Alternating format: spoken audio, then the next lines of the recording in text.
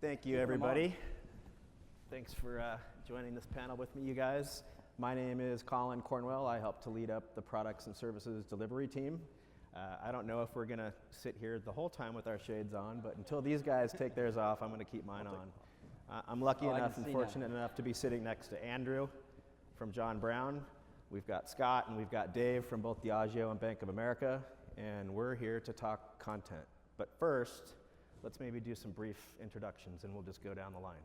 Okay, hello, I'm Andrew. Are the subtitles working for me? I'm not sure. I can't really, hopefully they'll come on later. So I'm CEO for John Brown. We're a content marketing agency. You hear content all the time, but we're content creation experts. What do we lead with? We lead with editors. So we employ some of the best editors in the world to create content for brands all around the world. So that's what we do. Hi, everyone. I'm Dave McNulty. I am at Diageo. Been there 15 years.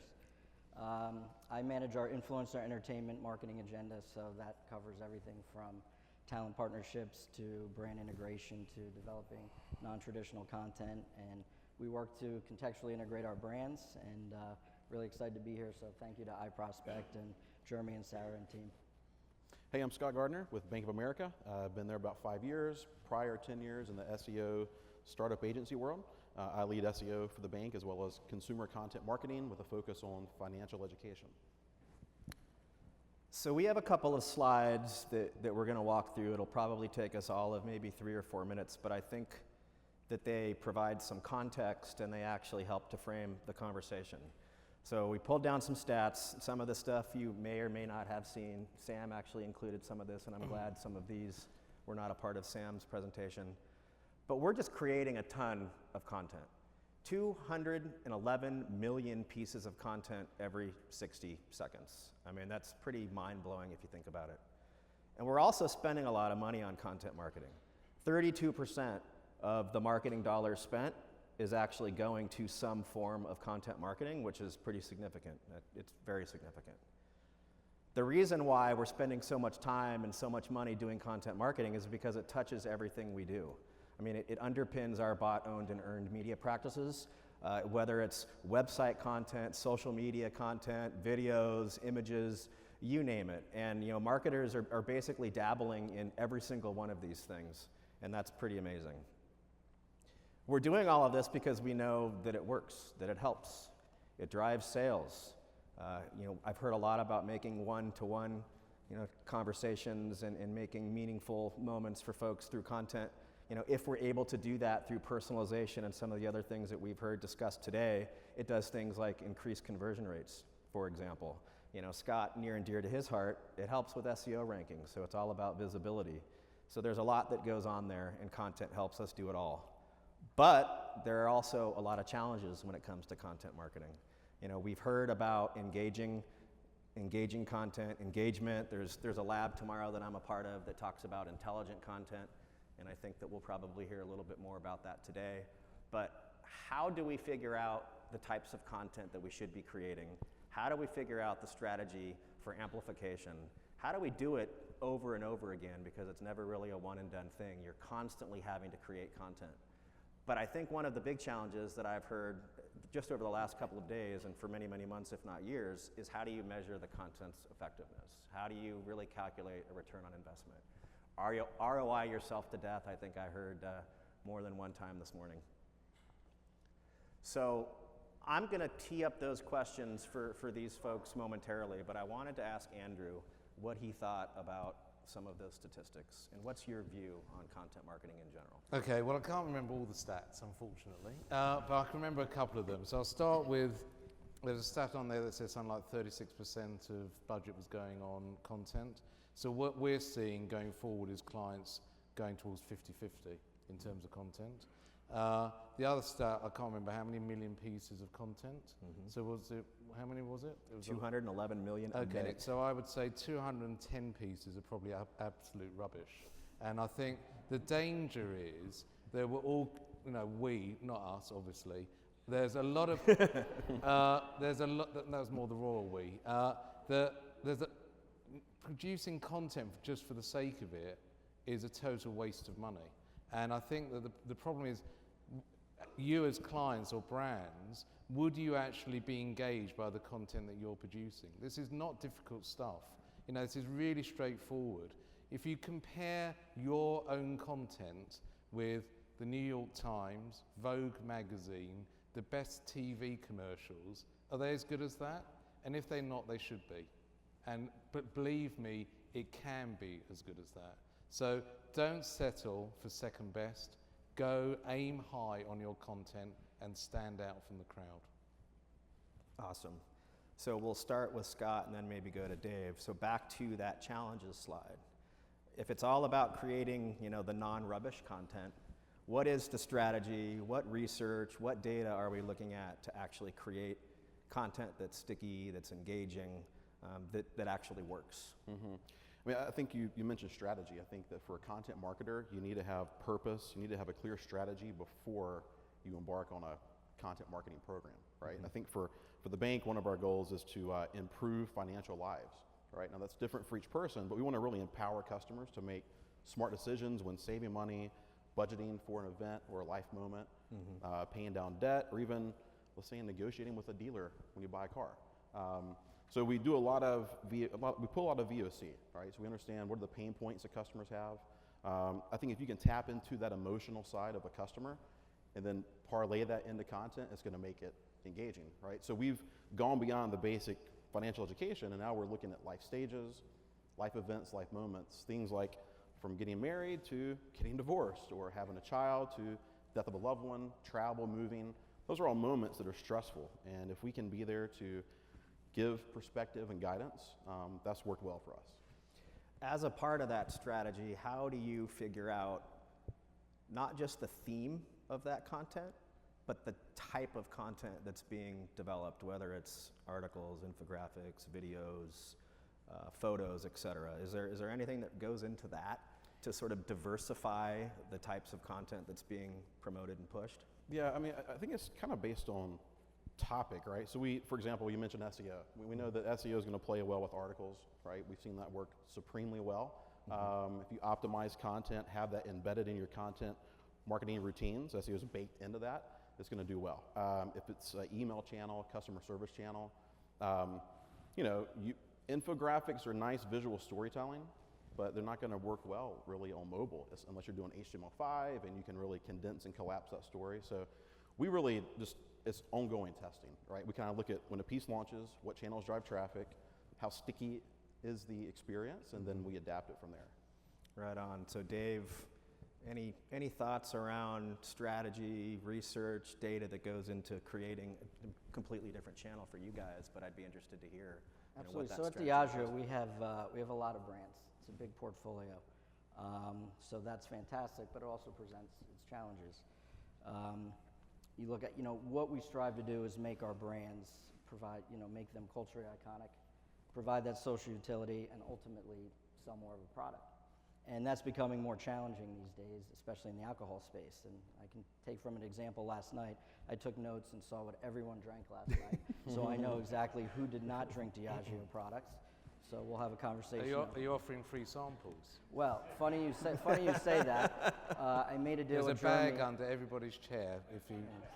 I made a deal with Jeremy backstage that we will change that next year, that everyone will have an opportunity to have only Diageo spirits. So, but something that Jeremy kicked off with today is talking about digital economy and making digital the center of your business, and we are definitely doing that. Our CMO has talked about that consistently, and a big piece of that is creating content that you are connecting with consumers and drinkers of our product.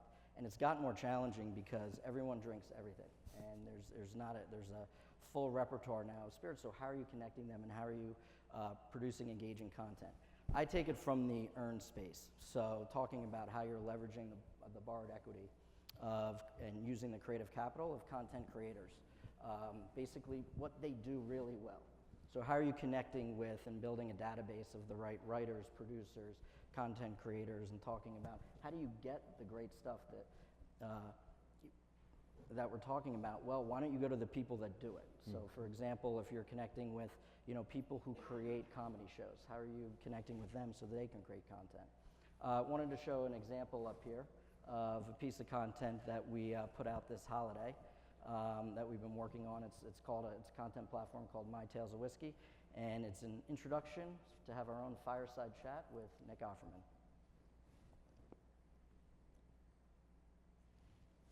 Tee up Or not. the video. Blimey. It is a fireside Hang on. chat after all. So in this situation, just to give a little background, for those of you who know Nick Offerman, hopefully a lot of you have seen this piece, but this is something that created a lot of noise within our walls and also across the board. Lagavulin Scotch whiskey, which is one of Nick's favorite, it's not a huge brand, but our goal was how do we make that culturally relevant, especially with a younger consumer, because malts are usually in the stodgy realm, and basically came up with an idea. Now, if I took this, one of the biggest things is giving content creators a creative license to do what they do. If I actually took this script of how we put this together and brought it to one of our brand teams of saying, have Nick Offerman sit in front of a Yule log for 45 minutes and do nothing but sip scotch, they would have said, okay, 15 years is enough, David Diageo, you're out. But actually what happened is we probably had the most engaging piece of content that we've seen in our walls, and part of that is because the folks that created this along with Nick are gentlemen that created and produced Parks and Recreation TV show, and connecting with them and building a relationship with them over time. And it's the same thing we do with creating relationships with a lot of talent, with a lot of influencers and the non-traditional content creators, and you can do it in a more cost-efficient way. And that's my job, and that's my job to help enable the brand. So, hopefully that gives you a little example of the type of things we're trying to do and expand across our business. And you can only leave the room when he gets off the chair, by the way. So 43 minutes to go. So some of the other challenges, and we'll go Scott, Dave, were really around measurement, the effectiveness of the content, return on investments, KPIs. Can you give us some thoughts as to how you measure the success of the content program? I mean, to date, we've usual suspects, right? I mean, we track quantity of traffic by different channels, and of course, we're looking at time on page. We also look at click-through rate. So we have to be careful with content to not overtly sell product, right? We do want that to be a consideration. Yep. So we will look at how much a page can pull clicks, and then once they get to that next page, what's the next step they take? Mm-hmm. Something that we're currently working on, which I think is really a need across the content marketing space, is more of a composite index type score. So we're working with, we work with a lot of different agencies. iProspect's a great partner with us. Another agency we work with for measurement, trying to look at a singular metric, so it's taking into account stickiness, consumption, volume of traffic, and really our own little equation that can say, hey, here's the health of this piece. If it's underperforming, how do we quickly go optimize an image within an article, or the CTA for an infographic? And so that lets us monitor content at scale. Dave touched on all the brands you guys have. We have Bank of America, Merrill Lynch, Merrill Edge. We're launching we're evolving a new content platform called Better Money Habits. We have a lot of sites to manage, and trying to normalize how well it works and roll it up to leadership and then inform more content, something that's tough. But if you can get to a singular index that makes sense for your business, that's a win. Yeah. So Dave, with all the brands that you're managing and all the content marketing, what are you guys doing to measure the effectiveness? Well, first off, it's aligning with brand strategy and what purpose and platform they're out to do. How are we actually creating content that is contributing to make sense to what people want to watch and see? It's not creating something that you're just forcing out there. It's like hitting folks when not just that they're at the bar or the liquor store, it's actually when they're not even thinking about your product. How are you doing that? So measurement-wise, obviously we're always going to look at, aligning with the brand goals and then looking at top-of-mind awareness, because again, people aren't thinking about purchasing our products as often as we used to think they are. We thought people all adored and loved certain products. Not true. Got to recruit all the time. So top-of-mind awareness is very important to us, so we measure that within brand health measures. And then what we call penetration. So that's about trial and purchase. We got to consistently get people engaged with our brands, and how can content help us do that? And then lastly is providing that scale that we need to get to. And then we do look at sales. We obviously look to tie that to sales, and that's not easy to do. And the example I just showed before, you know, iProspect helped a great deal in as we kicked this off and had a nice earn play, you know, a couple million views in a week, but then it was like, well, where do we put fuel on the fire? When and where do you do it? And I don't have all those answers. And a lot of folks or company don't, but we're looking at, you know, when do you do it, where do you do it, and then just learning and evolving with it and saying what's the right time and where do we, you know, putting search within YouTube, where are we promoting on Facebook, where are we amplifying on Twitter, and where can we play in that space? And I think, again, it's learning and then taking those learnings and bringing it to some of the bigger brands to help drive. Awesome. So another question, and I don't think it was necessarily a challenge, it's more around amplification of that content. So you've got the data, you do the research, you create the assets, you don't just put it on your website. I mean, amplification is a huge part of content success. Maybe Scott and then Dave, can you just talk briefly about how you're pushing this content out so that it's discoverable? I won't hit on SEO too hard. I will say we get a lot of traffic to our financial education. More than half of that comes from SEO. Just a quick little interactive thing. If everyone has a smartphone, half of you have it out right now, not paying attention to us, that's okay. Do a search on your phone for how to save money. Google Answer Box has done wonders for us. I think it can really do wonders for any brand out here. I think with sound structure, good relevant content, good formatting, quick, objective, succinct content, that how to, when to, why, what is, that's played really, really well for us.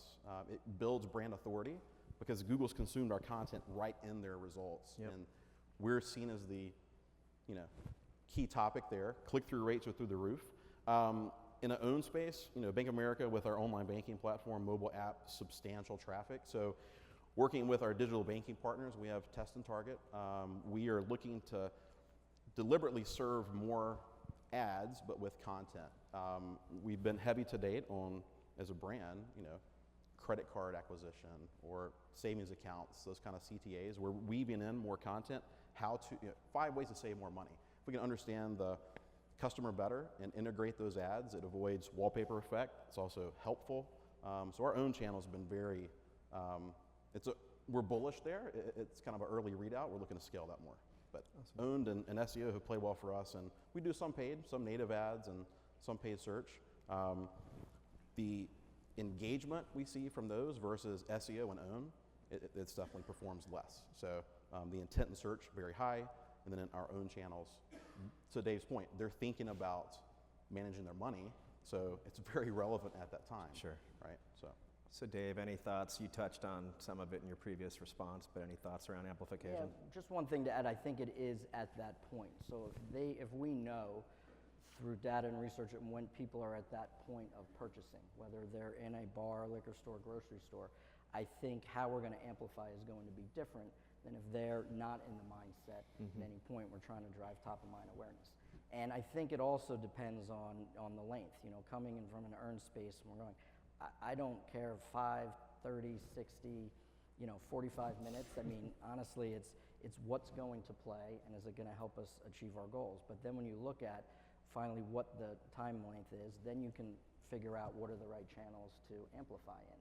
And you know what? Twitter is not going to be, which we learned quickly, is not going to be the best play, even though we have someone like Nick who's pushing it out, and that's his biggest, his social footprint, but it just wasn't playing for us. So quickly course correct, and Facebook was a great partner and able to do that and give us the scale that we needed. So again, it's evolving, learning, and course correct to see what fits best.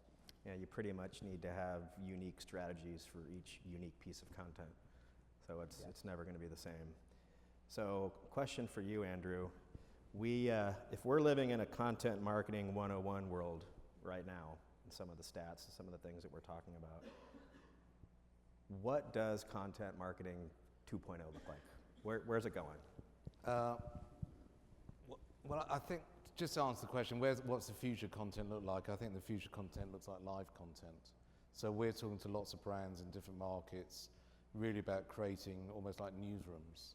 So if you're, particularly for a lot of brands, what's important now is speed. So for customers and consumers, it's about what's relevant today, right at this moment in time. So we're looking at more and more live content, and I think that we're looking at more and more high quality journalists And I think the good thing for us is as the newspaper industry is in decline, there's lots and lots of high quality journalists on the market that we're hiring and creating newsrooms on behalf of brands. So I think live content and content that is pushed out many times a day, as opposed to maybe a 30-second TV commercial that might be the same for the next 12 weeks. And just one point on the amplification, the only thing I'd add to that is that I'd encourage brands to plan the amplification early on when you're doing your content. So you're not, great, we've got the content finished, now let's think about the amplification. Sure. You should be building the amplification thinking, to build that into your time plan. Absolutely. It's about the influencers. Identifying them first and foremost, I think, is something that we're going to be talking about tomorrow. So we've got 9 minutes left. We wanted to try and save a little bit of time for questions. I don't know if we've got mic runners or not. I think we probably do. But any questions from the group? When creating content, how much do you focus on what your competitors are doing and incorporating that into your strategy? Where's that voice coming from? I know. It's like, I wondered the same thing. Is that Big Brother gone out there somewhere? Let's maybe start with you, Scott, and then we'll Okay. go to then Dave. Yeah, I think we try to lead from the front. We're aware of what our competitors will do. I think some are more nimble than others. I think Amex does a fantastic job with inspirational content. In terms of education, though, I think that we have to provide the basics to our customers, right? We don't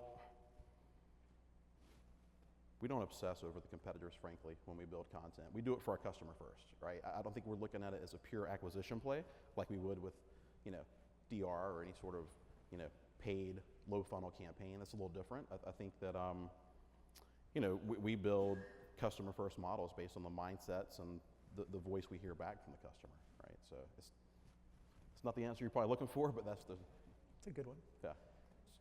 Dave, any thoughts?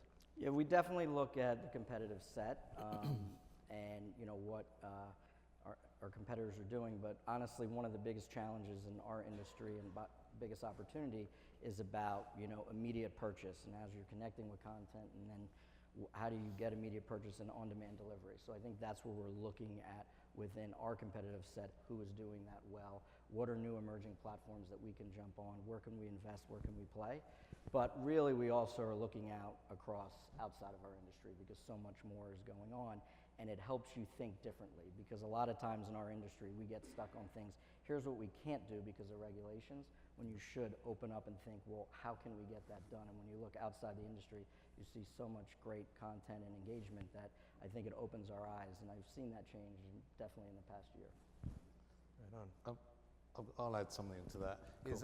I'd just take Scott's point about not looking at competitors, and I would just say, what is your competition? And I think that I'm assuming there's some private banking elements within those brands, whether it be Merrill Lynch or whatever. Oh, yeah. So I would say I would look at, forget the other banks, but what's the Financial Times doing? What's the Economist doing? What are those private bankers, those clients, what are they reading? And how are you competing with that content? And if you're not as good as that content, that's, as I was saying before, that's what you should be aiming for, in my view. So it's about what are they reading in competition to reading your content, not as opposed to what another bank might be doing. And I think that's a really good guide. And if you can look at your content honestly, and this is for any brand, and believe it's as good as the content that your customers could be reading in their specialist areas, then you're doing a great job. Brands as publishers is basically absolutely, where things are going. You're seeing that with people like, you're seeing, particularly in the UK, we're seeing consumer editors launching online retail companies, and you're seeing online retail companies launching magazines. So Net-a-Porter, for example, launching a magazine. And I think that while we're in a digital environment, I think print still has a big part to play, particularly in lapsed customers. Digital struggles with content with lapsed customers, but print is a great way to bring a lapsed customer back to a brand. Any other questions from the app or in the audience? One question, David, when you were describing the kind of content that you try to create, you described it as culturally iconic and socially something, and I missed the last half of the socially portion. Socially unacceptable, I think it was. Socially responsible, socially okay. acceptable. No, that's not what I said, but that is. Thank you for that, Rick. Yeah, it was providing that social utility. So obviously that sharing that, I'd say on that Ulog piece, one of the best parts of it is that after we put that out in the beginning of December, it got so much traction that someone created a 10-hour version of it. So we actually did that Can ourselves. we show that now? Is that okay? That helps me sleep here in Dinner's Vegas. cancelled, but you can go straight to breakfast after video. But the last part of that bit was ultimately increased sales. So. Right on. Any other questions? Yes, I see a hand. We've got a human voice coming. Can you talk a little bit about basically the trend of extreme content versus content vice, even terrestrial TV, and how brands, need to look to create extreme content to break through, and then balancing that out with, the brand itself and brand health and. About creating extreme content. Yeah, I mean. I don't think it needs to be extreme. I think it needs to be, in actual fact, it needs to be relevant. It needs to, the thing came up, one of the stats was on there about engage.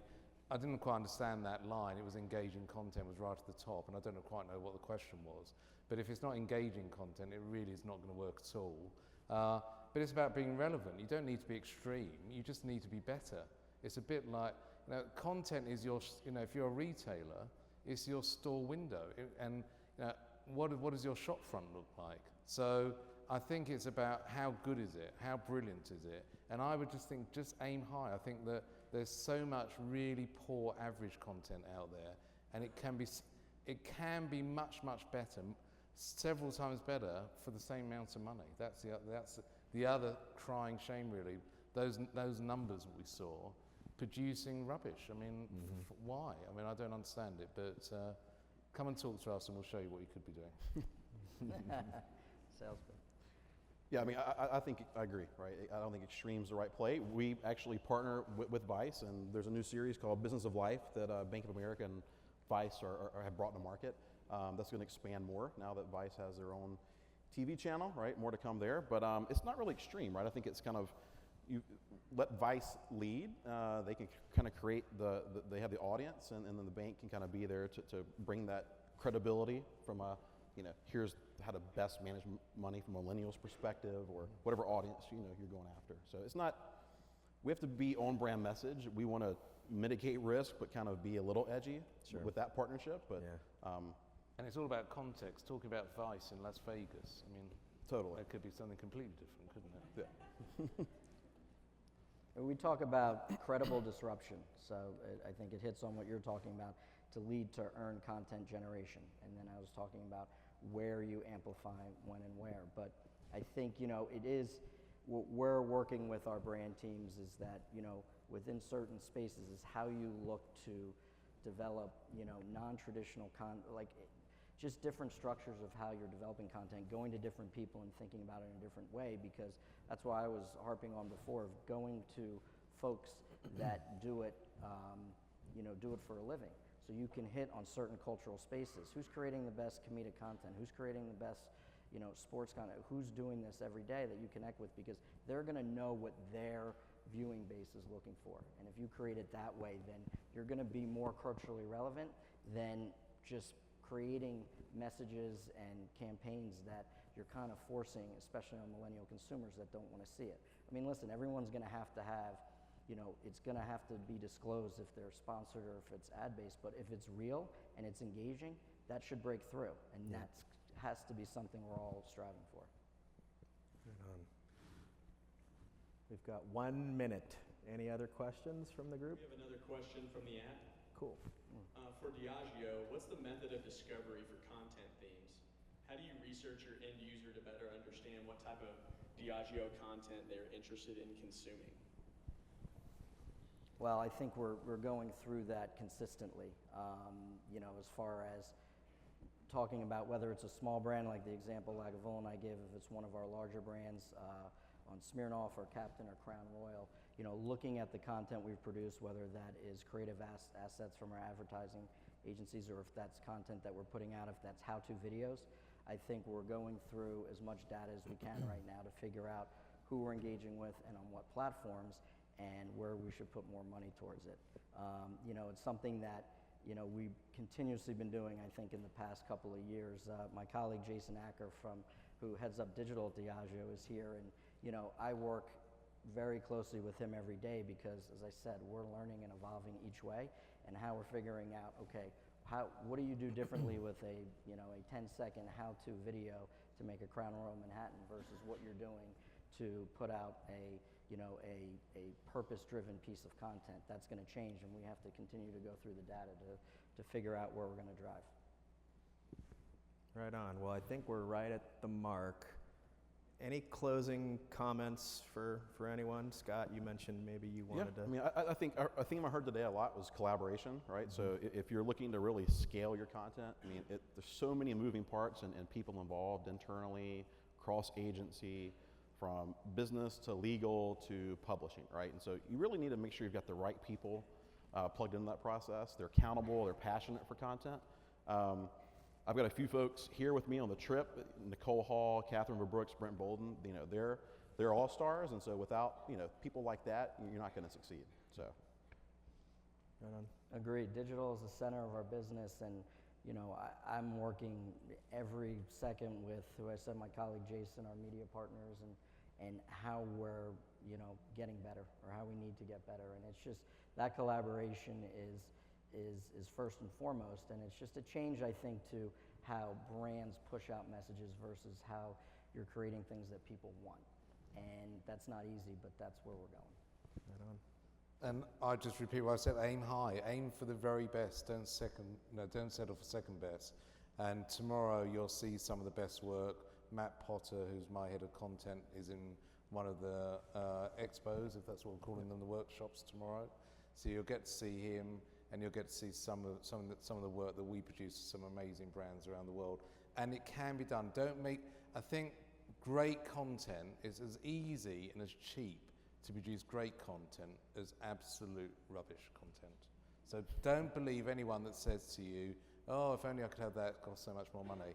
It doesn't. So just aim high, aim really, really high. Scott, Dave, Andrew, thank you very much.